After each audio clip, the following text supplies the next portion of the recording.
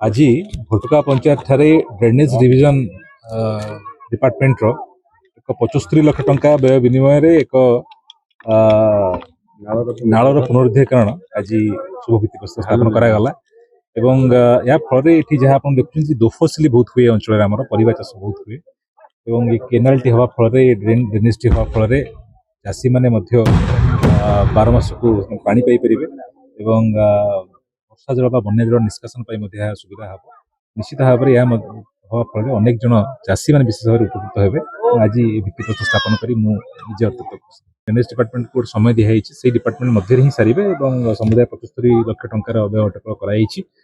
ये व्यय अटकल सरला पुणी द्वितीय फेज टंका देवाई प्रपोजल मो ना स्मृति रेखा राउत सरपंच भोटका पंचायत जब आज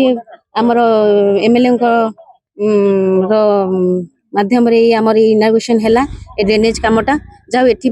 एटा बहुत दिन एटा दरकार थिला 2015 मसीहा मुझे सरपंच थी